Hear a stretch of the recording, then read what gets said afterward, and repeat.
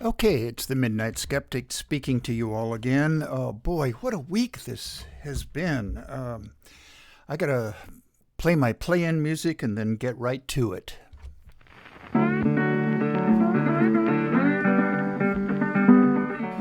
You are listening to KPCA LP, Petaluma, California, at 103.3 FM and worldwide at www.kpca.fm. And this is the Midnight Skeptic.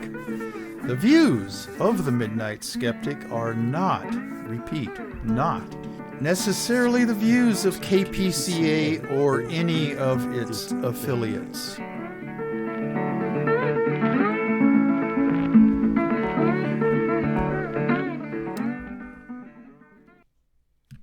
Okay, this is the Midnight Skeptic show number 67, and it's now Wednesday, the 4th, and I've heard all the jokes. May the 4th be with you from all the Star Trek nerds.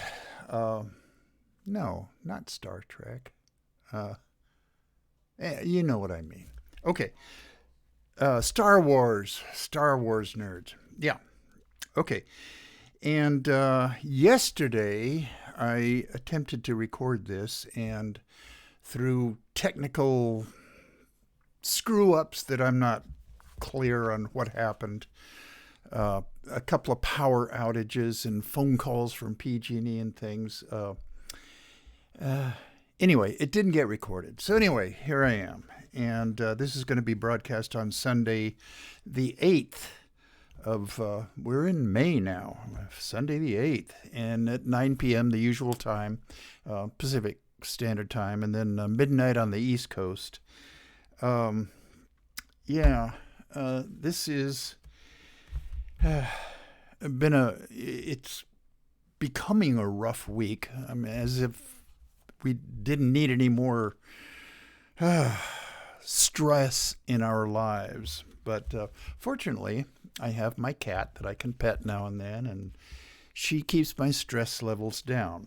Okay, the views that I express on the Midnight Skeptic, which, by the way, are the proper and correct views held by the Midnight Skeptic, are not necessarily the views of Petaluma Community Access or any of its affiliates. Differing opinions, meaning differing from mine, although they're wrong, should be relayed to the Midnight Skeptic via, okay, now this is an email address, themidnightskeptic@gmail.com. It's all one word, all lowercase. And in the messages, include all your hate mail and death threats to me. I relish them. I haven't gotten very many, actually. To be honest with you, over the last 5 years that I've been doing this show on KPCA LP 103.3 FM in Sonoma County. Okay, shout outs. I have a couple of listeners in the UK, Ireland, Germany, the Czech Republic, Australia, and New Zealand. And they hear me over anchor.fm, which is an accumulator of podcasts and shows like mine. And mainly it's Spotify that I'm broadcasting to the whole damn world over.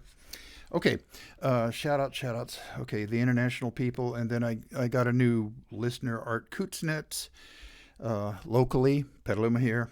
Nariman, Tim Conrad, Tom and Nancy Throw, Dennis and Megan down in Tiburon, and Yvonne Santos in San Francisco, Kevin and Lori in Katati, Stan Gustafson down in Pacifica, Rich and Kathy Berger over in Sebastopol, then down to L.A., Jackie and Wayne Kolar, and then Samantha Kolar. Their daughter is, I guess, a new viewer. She clicks the like button on it. And then over to Arizona, Karina Hilliard, the snake lady, and animal control officer, and my brother Brandon and his wife Mina and their daughter Andrea, who's a nurse, my niece, and her husband Tim, retired Marine, booyah, and their 3 little terrorists who were just starting, coach pitch, Little League, and okay.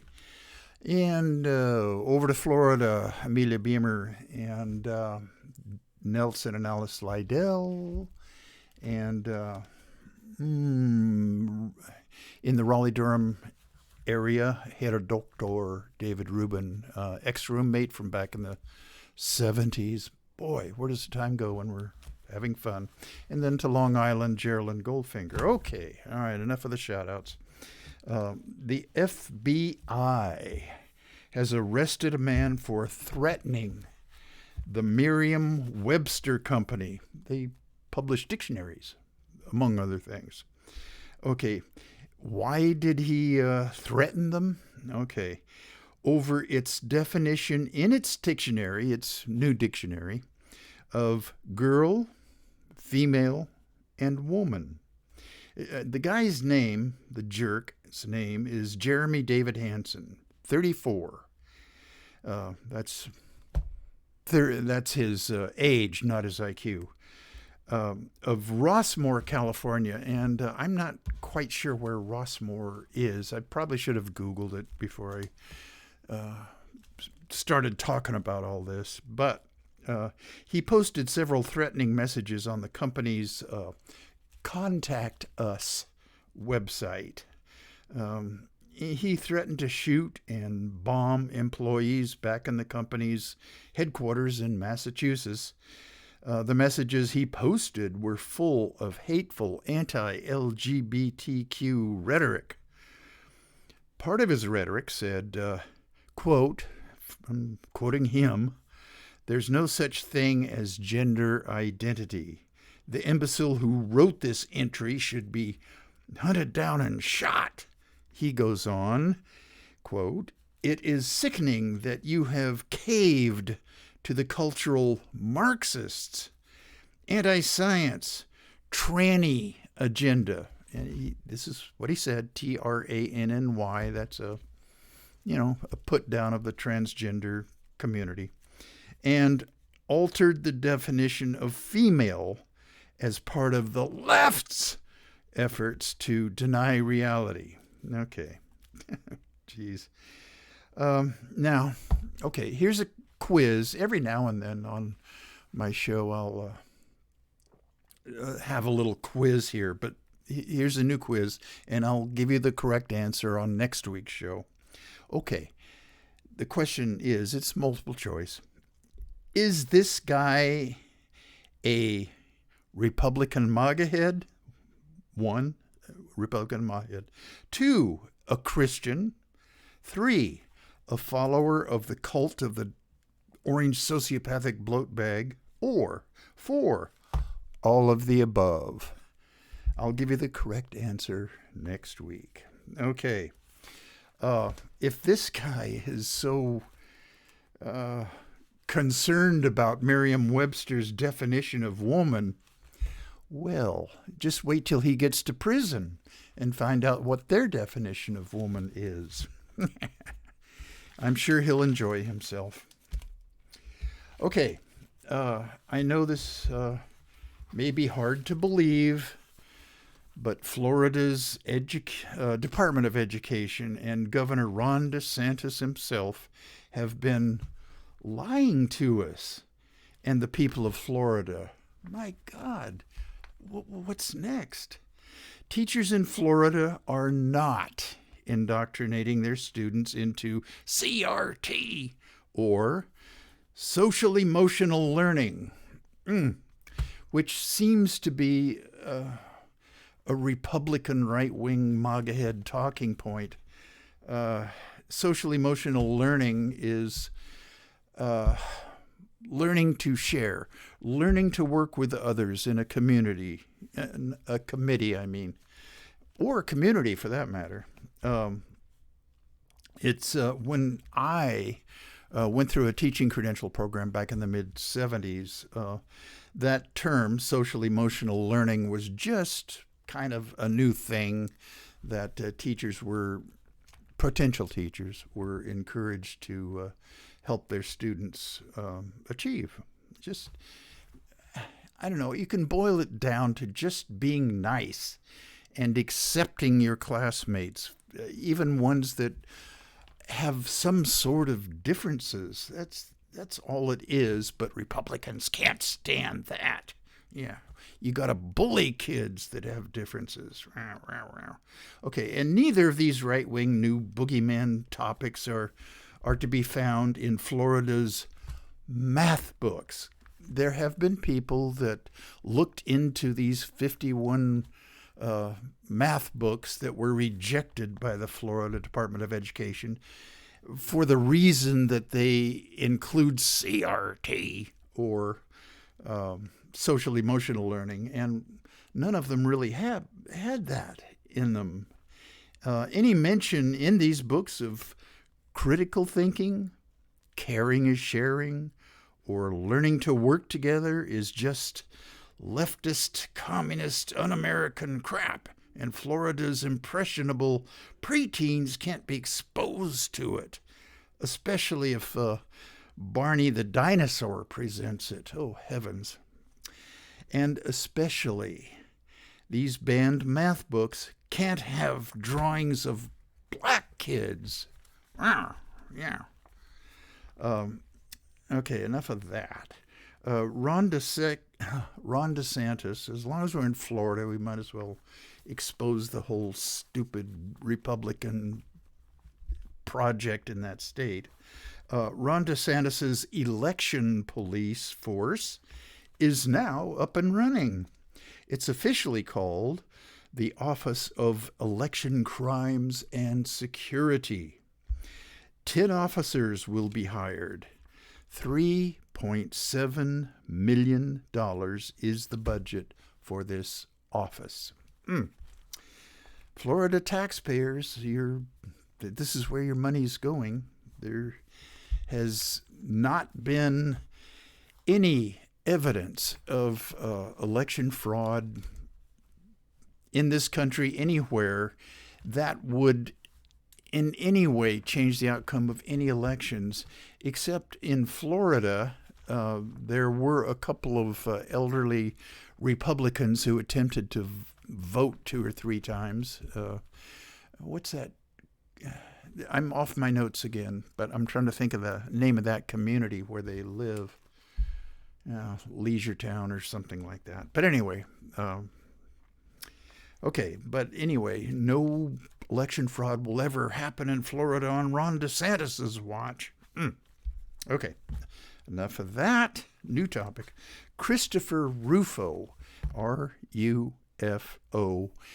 I've talked about this creep on a number of shows, and I will go into more in a future show about what his background actually is. He's a Republican operative that he worked for a small think tank, a right-wing think tank up in Seattle, and he's the one who came up with converting CRT into a fear word that Republican politicians can use to gain power, I guess. Okay, but I'm going to quote him here, and all right. And he was bragging to whoever the person was that was interviewing him. But anyway, quote, "We have successfully frozen the left's brand, critical race theory, into public conversation and are steadily driving up negative perceptions of it. We, meaning the MAGA head right, will eventually turn it toxic as we put all of the various cultural insanities under that brand category. The goal is to have the public read something crazy in the newspaper and immediately think CRT. We have decodified. That's a that's a term in messaging circles, mainly the right wing, that will take what its original meaning was and change it to something that the right can use. Okay, I'm off my notes again. Okay, I'm continuing with Christopher Rufo's quote. We have decodified the term and will recodified it to annex the entire range of cultural constructions that are unpopular with Americans. Well, a lot of these cultural constructions are actually very popular with Americans, except the right wing, in their paranoia and their misunderstanding of what the American public really wants, like pro-choice for women, things like that. That's actually very popular with the American public. I'll go into that a little bit later, but that's a typical of the things that they're trying to subsume within CRT. Okay. All right. Okay. Enough riffing on that. Okay, I've got 3 quotes that I want to read to you. 2 of them are from, believe it or not, country and western singers. And I went myself through a phase where I listened to country and western music, back in the 70s. And I liked both of these singers. And after a while, you get tired of hearing about songs about pickup trucks and trains and beer and honky tonks and my woman left me and all that kind of stuff. But anyway, I'm riffing again. Here's the 3 quotes, and I will tell you who said them after I read the quote. Okay. A family is a family, whether you are a gay family or a straight family. If that's your family, you should be treated with the utmost respect. And we do that no matter what. I say a good Christian wouldn't be judging anyway. We're supposed to love and accept each other. Well, who said that? Dolly Parton. And since Ron DeSantis, in all of his wisdom, has picked a fight with Disney over Disney World in Florida and is encouraging right-wing MAGA-head Republican conservatives to boycott Disney, other stupid MAGA-heads are trying to encourage their people to go to Dollywood instead of Disney World. Well, Dolly Parton herself is quite progressive and liberal. And one great thing she did that I'm very, very proud of her about is that she will foot the bill for higher education, meaning college and the local community college, for all employees who want to go, including part-timers and seasonal employees. Okay, good for her. And she can certainly afford it. I mean, she's a mega millionaire, and Dollywood has been directed to allow the seasonal part-timers and full-timers to go to college if they have a desire to, and to pay for it. Okay, great. Good for her. Okay, quote number 2. We are all the same. There is no difference anywhere in the world. People are people. They laugh, cry, feel, and love. And music seems to be the common denominator that brings us all together. Music cuts through all boundaries and goes right to the soul. Well, who said that? Willie Nelson. I like his songs. And he is being shunned, not for musical things, but for his rather liberal and progressive ideas. And especially since he's on the board of directors of Normal. All right, well, what's Normal? NORML. That's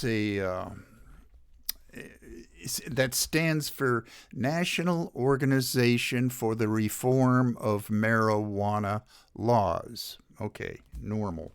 And the hard right-wing stupid evangelicals are saying, don't listen to Willie Nelson songs anymore. He's one of them lefties. Okay, well, he sort of is.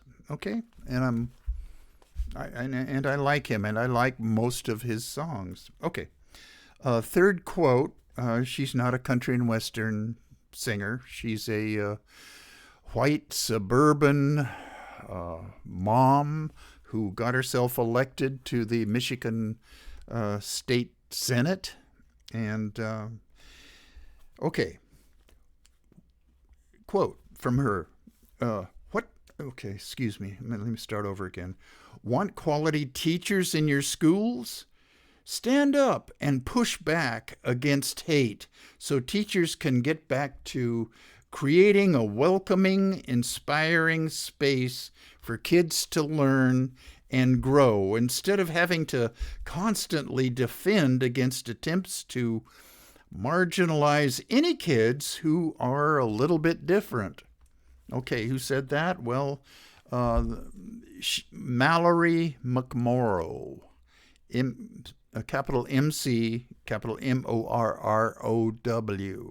She's a rising star in Democratic political circles after her defense in front of the Michigan Senate against accusations from this Republican person who's running for office, accused her of grooming, her helping to groom the kids in schools. Okay. Since the election is right around the corner, I mean, November, it's 6 months away, you're going to be hearing stupid-ass MAGA head Republican conservatives tossing this word around a lot. Believe me, some of the messaging gurus in the Republican Party are encouraging candidates to use this word. And in fact, Ron DeSantis's press secretary used that word. If you're against the if you're against the Don't Say Gay bill, then you're a groomer. All right. That was, I forget what her name is. I did a small segment on that creep. I think it was 2 shows ago when she actually said that. So anyway, you're going to be hearing that word a lot. Okay. It's part of the evidence that the QAnon conspiracists have wormed their way into the Republican Party and changed it for the worse. I don't know how Republicans can be any more worse, but, you know, people that have incorporated pedophilia and grooming into the party's platform. They don't actually have a platform. I'm kidding about that. But anyway, just prepare yourselves to hear that. Okay, enough of that. Okay, on the last show, I had yet another of my brain freezes, and I couldn't remember the name of the CFI daily newsletter. Okay, well, what's CFI? It's the Center for Inquiry. They're the parent organization that publishes the Skeptical Inquirer, the magazine that I have been subscribing to for about the last 25 years. And it's where I get a lot of my inspiration for even being skeptical about things. Although when this show started, and I chose to call it the Midnight Skeptic, skepticism in its modern iteration began in 1976. Carl Sagan and James Randi, the magician who calls himself the Amazing Randi. Unfortunately, he passed away about a year and a half ago. And some other philosophers of science back in Amherst, New York, started this organization. And, they debunked things like, ghosts and Bigfoot and UFOs and crop circles and flat Earth and ESP and things of that nature. And they expanded their skepticism to include being skeptical about complementary and alternative medicines that are not supported by any scientific evidence, such as homeopathy, naturopathy, osteopathy, chiropractic, acupuncture, all of the various energy healing modalities.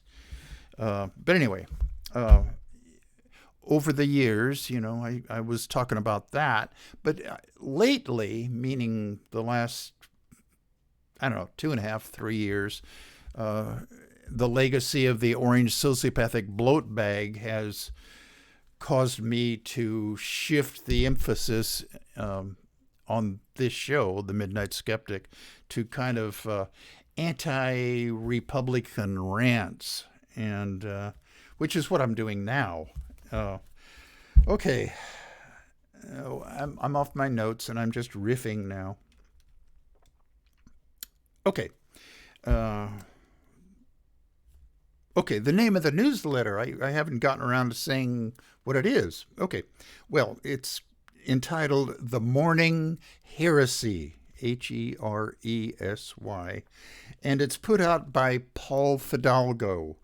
He's the communications director of the CFI, Center for Inquiry, and it's an excellent way for all secular skeptic types to start their day. Well, I start my day that way by reading his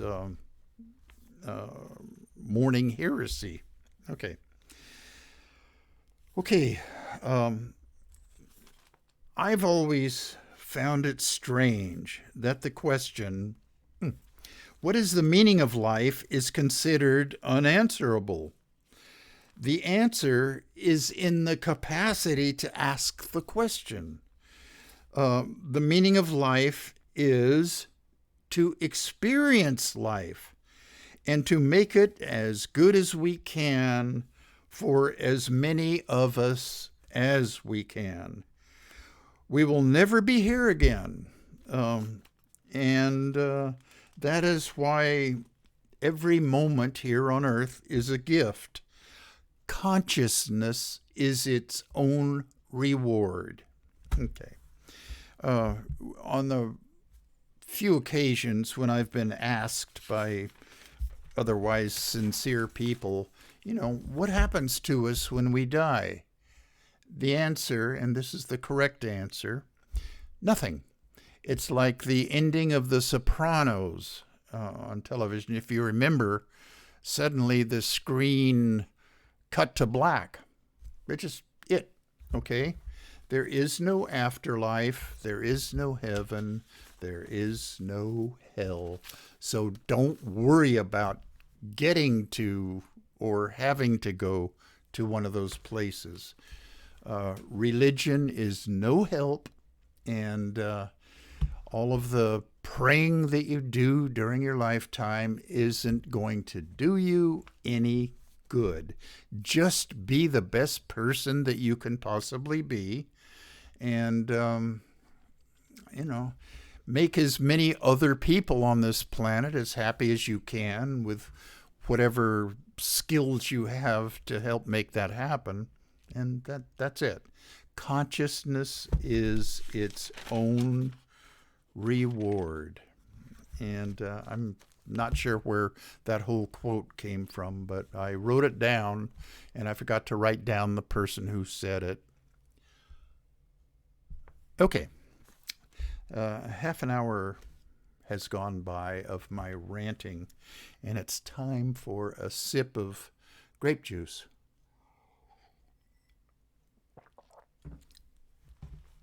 Okay.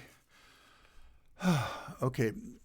I was saying that this week has been rather difficult, and it has been because of our stupid-ass conservative justices on the Supreme Court, led by, oh God, here's another brain freeze. Okay, the overturning of Roe v. Wade would mean that every other decision related to the notion of privacy is thrown out or into question. Okay. Samuel Alito, he's the guy that wrote this draft opinion, and it's been confirmed that, this is legitimate. This is something that he did write, and it's 99% certain that that's going to be in later June, the position of the Supreme Court, that they are going to get rid of Roe v. Wade. Well, the personal privacy thing comes from the 14th Amendment and is the word in there, liberty. Other decisions have referenced that and interpreted that to mean that we as individuals have a certain amount of privacy. If we didn't have that privacy, then it would infringe on our liberty. Okay. And when Roe v. Wade is overturned, it will open the floodgates for other right-wing wishes, and come November, the election, November 8th, I think it is this year. Anyway, I'm admonishing all of my listeners and viewers out there to get out and vote. Not just vote, but actively work for Democratic candidates. The best thing that could happen to this country is that we would vote out all Republican political candidates, even the ones that profess to be reasonable and are pro-choice. If a person decides to call him or herself a Republican, then they are endorsing all of the hateful, fearful, MAGA-head conservative positions on everything. Just get rid of them and let the few Republicans that call themselves reasonable to start up a new party. And let them call it, the Heritage Foundation Party or the Reasonable Conservative Party or something. Just let them start from scratch again. Okay. Let me tell you the decisions that will be in jeopardy if Roe v. Wade is overturned. Okay. Griswold v. Connecticut. Okay, well, what is that? Okay, you're going to be hearing about that in the coming months before the official Supreme Court decision is handed down. Okay, Griswold versus Connecticut. That is the availability of contraception, which Connecticut had outlawed up until that day that the decision was made. And again, my notes are inadequate. I don't remember exactly when that was, when that decision came down, but it was in the later 70s or early 80s. And Connecticut, which is normally a fairly progressive state, they had still on their books outlawing contraceptive availability. Okay, well, that was overturned. As a matter of fact, the law in Connecticut that got reversed mentioned married couples. Okay, well, wives in a marital relationship were not able to, according to the law, to take contraceptives. Well, what about the single women? Okay, that's for another discussion. Okay, another one that can be overturned by means of the same privacy legality, Obergefell versus Hodges. And that's the one that allowed same-sex couples to marry. And the justices used the same privacy legal thought to overturn that. Okay, well, that it's coming. That's what the evangelical, right-wing, Christian, stupid MAGA-head Republicans want to do next. Now, they may not press for it right away, but mark my words, that's what they want to do, is to do away with Obergefell versus Hodges. Okay, now here's another one that is in danger, or would be in danger if Roe v. Wade is overturned. What about Loving versus Virginia? What was that, you might ask? Okay, that is the Supreme Court decision in 1968 that allowed couples who are of different races to marry. Throughout the South, which is now essentially Republican stronghold, it was illegal for the mixing of the races.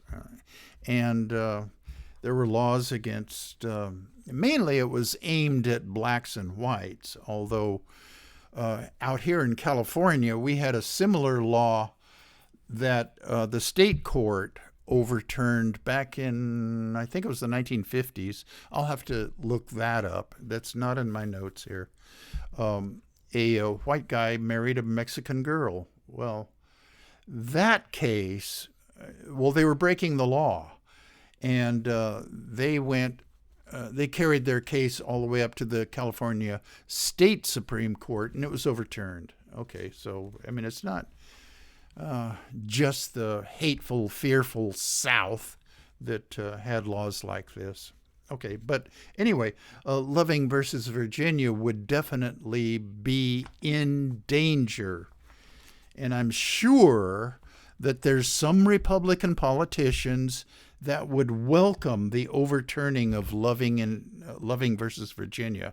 They're all for states' rights, which is a theory that the Southern Dixiecrats used to maintain Jim Crow laws back in the 40s and 50s, and until it was overturned, until these Jim Crow laws were overturned by the 1964 Civil Rights Bill signed by LBJ, and then also the next year, in 1965, the Voting Rights Law was passed, again, signed by LBJ.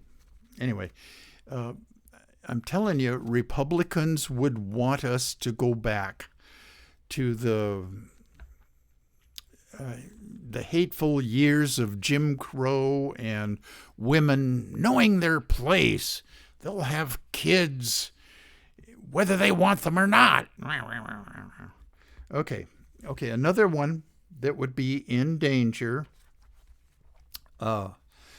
Should Roe v. Wade get overturned, is the medical treatment for LGBTQ youth. That falls under the purview of privacy. And make no mistake about it, the Republican Party that is essentially controlled by Southern Baptists and Pentecostals and other evangelicals would jump at the chance to get rid of medical treatment for LGBTQ youth.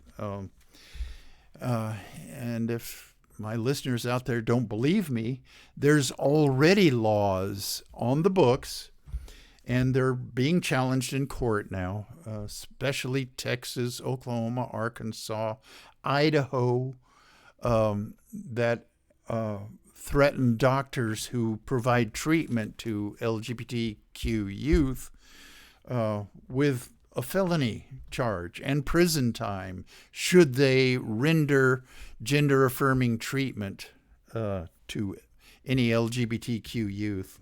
Okay. And I'm kind of riffing on this topic here. Okay. A little note in the margin here. Guess who in 1967 signed a bill removing all restrictions on abortion here in California? Ronald Reagan, Governor Ronald Reagan signed it. The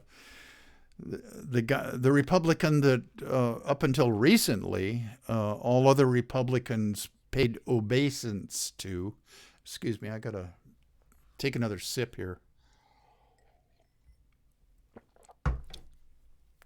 Okay, all right. And the notion of states' rights harkens back to the Dixiecrats, pre-civil rights, and voting rights in the middle 60s. Okay, here's a great quote. I just happened to run across it like today.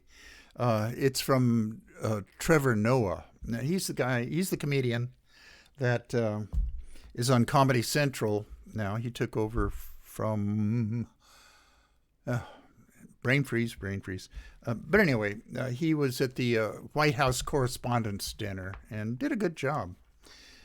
From what little excerpts I've seen of him on YouTube. Anyway, this is his quote. "Isn't it amazing, after all these years of Republicans and the religious right screaming about Sharia law, turns out they were just jealous." Okay? They would want all of the Sharia law benefits, and I'm quote unquote, to adhere to the Republican platform if they could get away with it. Okay. Now, I have a couple of things I want to read here to you. First one is a short one. It's from Layla Cohen. And she's talking about the Roe v. Wade thing and, the sanctity of life. Okay. If it was about babies, we'd have excellent and free universal maternal care. You wouldn't be charged a cent to give birth, no matter how complicated your delivery was. If it was about babies, we'd have months and months of parental leave for everyone. If it was about babies, we'd have free lactation consultants, free diapers, free formula. If it was about babies, we'd have free and excellent child care from newborns on. If it was about babies, we'd have universal preschool and pre-K and guaranteed after-school placements. But, okay, that's it. That's her message here. But, of course, it's not about babies. Once a mother gives birth, then they're on their own as far as Republicans are concerned. They're not pro-life. Republicans are not pro-life. If they were, they would also be in favor of more and more stringent gun control laws.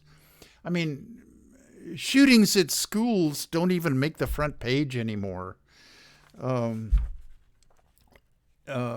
If abortion is the cause of deaths of unborn children, which is what Republicans like to say, then gun control would certainly keep down the amount of dead kids that get shot every year.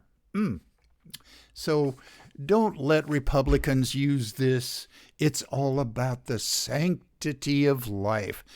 They're no more concerned with the sanctity of life than the NRA is, or the GOA, Gun Owners of America. They aren't concerned with the sanctity of life.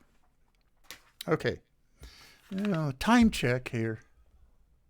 All right, still got plenty of time. Okay, I don't know where my son Dennis got this quote, but he forwarded it.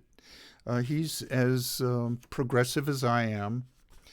Okay, quote,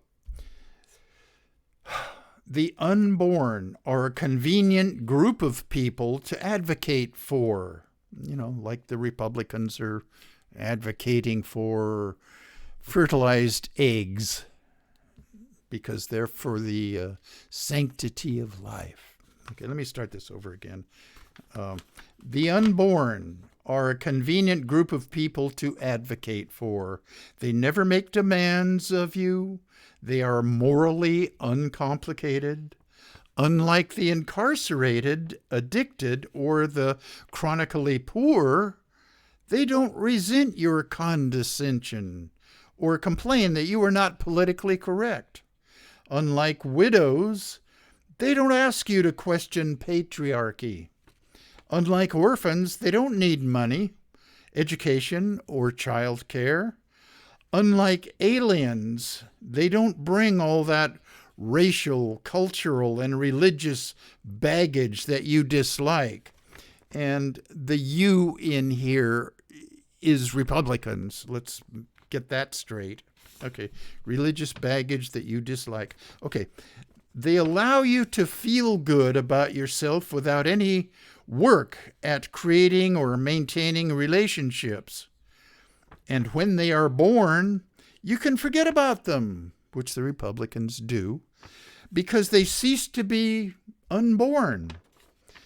You can love the unborn and advocate for them without substantially challenging your own wealth, power, or privilege, without reimagining social structures, apologizing, or making reparations to anyone.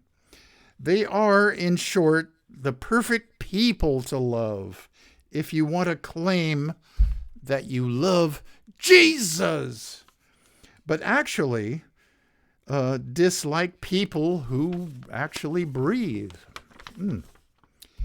That's Republicans to a T. They love Jesus, but they don't really like people. Prisoners, immigrants, the sick, the poor, widows, orphans, all of the groups that are specifically mentioned in the Bible, ? They all got thrown under the bus, and they will continue to keep getting thrown under the bus as long as Republicans have some sort of power in this country. Vote them all out. Vote them all out. Okay. Here's a anti-gun thing. Suicide is likelier for women in homes with a gun. Okay. Now, this is based on a study. Stanford was one of the institutions that conducted this study. Excuse me, I'm going to have to get out my magnifying glass here. Women who live with handgun owners are 43% more likely to die by suicide than those living in gun-free households. A study from researchers at Stanford and Northwestern University shows. Well, the Republicans will say, well, they're just a bunch of lefty elites. What do they know? Okay. The saying is that people have guns in their homes for protection, and they're making themselves safer. Well, that's not true, according to this study. And this is only one of many studies that have come to the same conclusion. The study, published Wednesday in the JAMA, J-A-M-A, Journal of the American Medical Association, the most prestigious medical journal in, well, certainly this country, but probably the world. JAMA Psychiatry. Okay, they followed 9.5 million adult women in California over 12 years who were not gun owners. At the start of the study period, all of the women lived with at least one other adult in a handgun-free household. But over the course of 12 years, the circumstances for more than 330,000 of them changed as someone they lived with became a lawful handgun owner.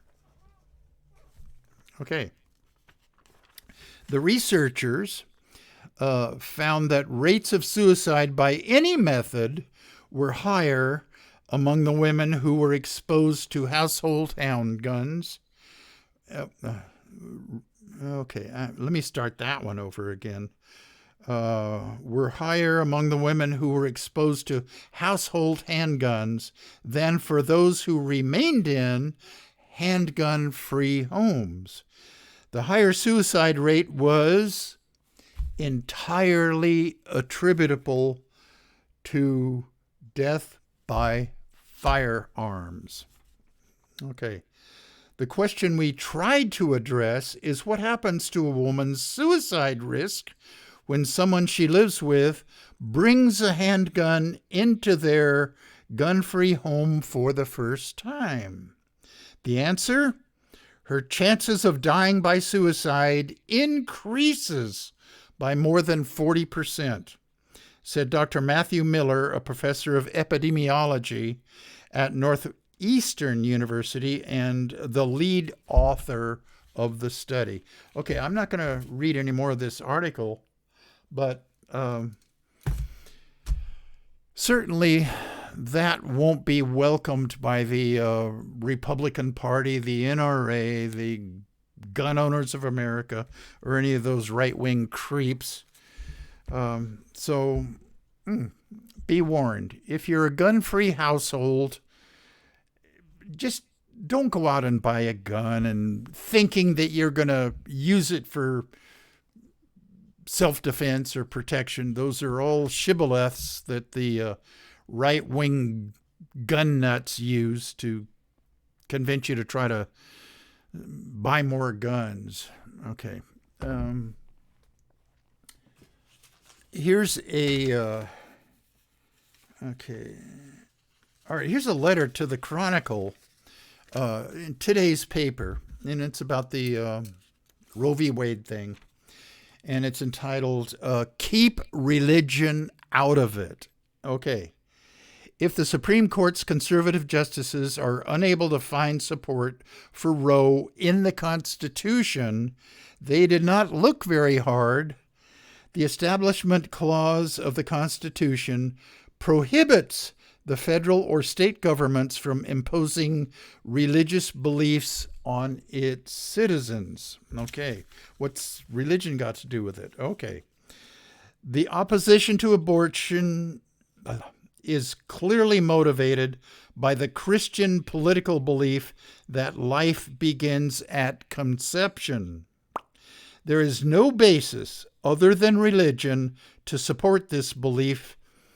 In parentheses, other religions believe that life begins when the baby takes its first breath. Okay. Roe's viability condition is a reasonable way to draw the line for when life begins. Okay. Striking down Roe gives preference to Christianity and abrogates the First Amendment. Free exercise of religion. Okay. In yesterday's New York Times, and I just got around to reading yesterday's New York Times a bit earlier today, there's a beautiful article about book banning in general and genderqueer in particular. And I've talked about this book and I've read it. It's by Maya Kobabe, Kobabe. And her book is the most banned book in the United States. Now, she's 33. She herself claims that she's genderqueer, asexual, and uses gender-neutral pronouns and all of the stuff that goes with that. And I would go out and buy this. It's actually a graphic novel. I mean, she's an artist first, writer second, but she's combined them both. And and she grew up in rural Petaluma and went to Petaluma High School. Like I say, she's 33 now, and she went to Dominican University down in San Rafael for her Bachelor of Arts degree. But she goes into her own search for her personal identity.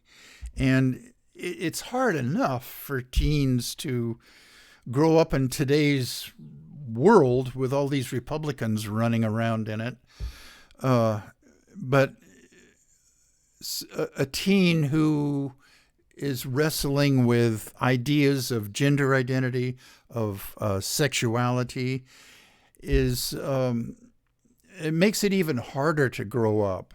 And like I say, it's the #1 banned book in the United States. And if you subscribe to the New York Times, which I do, look up yesterday's, which would be, I don't know, May 3rd, which is National Teacher Day, by the way, May 3rd. And also, as Mickey Huff reminded me, that it's Press Freedom Day as well, although my desk calendar here doesn't mention that fact. But for sure, yesterday was National Teachers Day. Okay, I'm out of breath. It's Ket Pat. Excuse me. God, these reverberations in my headphones kind of make it hard to talk sometimes. It's not just my advancing age. I'm blaming it on the headphones. Okay, so here's my play out music.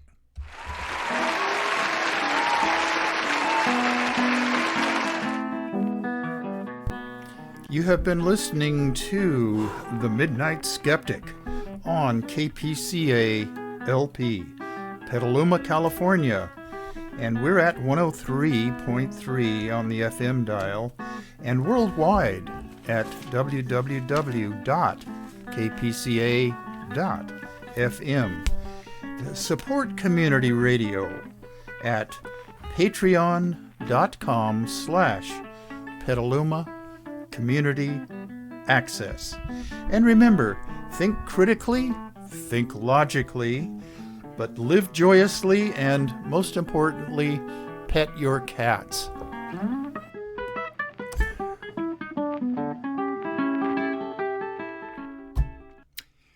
Okay, that's 58 minutes exactly. KPCLP 103.3 FM has now cut me off. But I'm still on YouTube for another 10 seconds. I will see you guys next week, and I hope that this hubbub about overturning Roe v. Wade is worth it. It just... Okay, the last thing I'm going to say here is vote all Republicans out of office. Okay, goodbye now.